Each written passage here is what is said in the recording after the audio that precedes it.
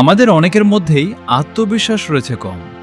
এবার এই আত্মবিশ্বাস কম থাকার জন্য জীবনের অনেক জায়গাতেই পিছিয়ে থাকেন মানুষজন।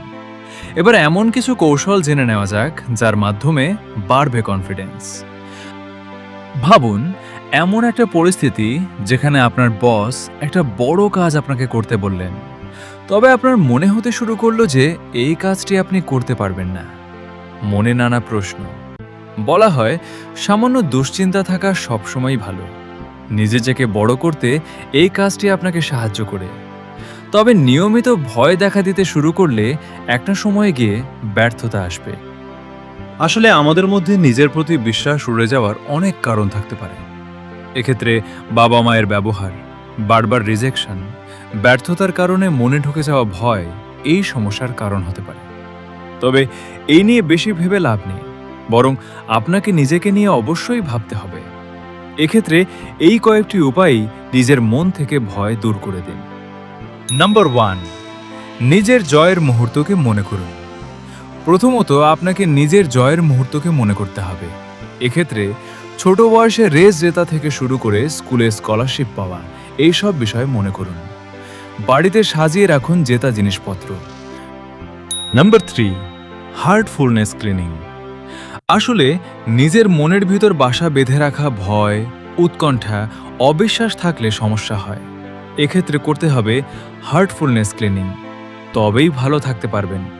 এর মাধ্যমে মন ভালো হয়ে যাবে, মনে আসবে সদর্থক চিন্তা। নাম্বার 3, নিজেকে ভালোবাসুন। নিজেকে অবশ্যই ভালোবাসতে হবে। এক্ষেত্রে আমরা সকলেই ভুল করি, এভাবেই আমরা শিখি। এমন জিনিসকে মেনে নিন যা আপনি বদলাতে পারবেন না।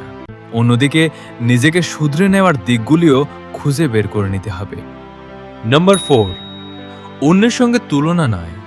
আমরা নিজেদের খুব অন্তর থেকে চিনি। আমরা জানি কি চাই, কি চাই না, আমাদের স্বপ্ন, আমাদের চাহিদা।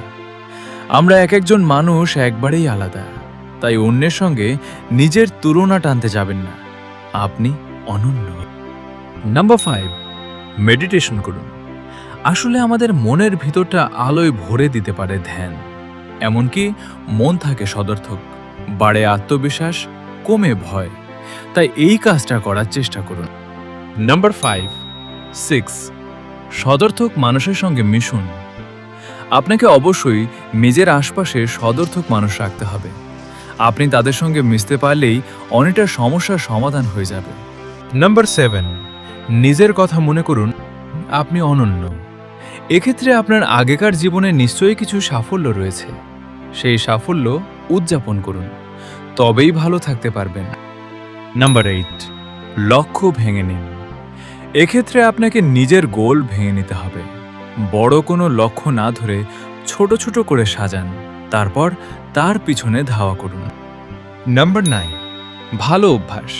ভালো খাবার খান, পর্যাপ্ত সময় ঘুমান, এমনকি রোজ যোগা ও ব্যায়াম করুন। দেখবেন এভাবেই আপনার মনে এসেছে সদর্থক চিন্তা, তবেই আপনি ভালো থাকতে পারবেন। অন্যথায় সমস্যা বাড়বে, বই কমবে না। নাম্বার 10, সাহায্য চান।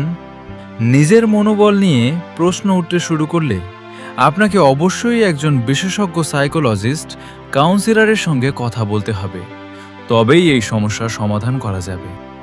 আপনারা যদি আমার ভিডিওগুলো ভালোবাসেন এবং ভিডিওগুলো আপনাদের ভালো লাগে, তাহলে অবশ্যই চ্যানেলটি সাবস্ক্রাইব করে আমার পাশে থাকবেন।